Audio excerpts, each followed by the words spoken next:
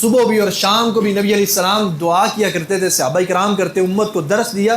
کہ اللہم انی اسألک العفو والعافیۃ، اللہ میں درگزر کا اور عافیت کا سوال کرتا ہوں، فی دینی و دنیا، اپنے دین کے معاملے میں، اپنی دنیا کے معاملے میں، و اہلی و مالی، اپنے اہل کے معاملے میں اور اپنے مال کے معاملے میں۔ اور اللہ کے رسول صلی اللہ علیہ وسلم ارشاد فرماتے ہیں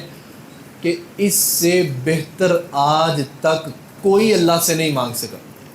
اس سے بہتر آج تک کوئی اللہ سے نہیں مانگ سکا جس نے یہ دعا پڑھی، اللہم انی اسألک المعافات فی الدنیا والآخرہ، اے اللہ مجھے دنیا اور آخرت کے اندر عافیت عطا فرمانا۔ جس نے یہ دعا پڑھی، نبی پاک فرماتے ہیں اس سے بہتر کوئی دعا کر ہی نہیں سکا، اس سے بہتر کوئی اللہ سے سوال کر ہی نہیں سکا، اس سے بہتر کوئی اللہ سے مانگ نہیں سکا جس نے یہ پڑھا، اللہم انی اسألک المعافات فی الدنیا۔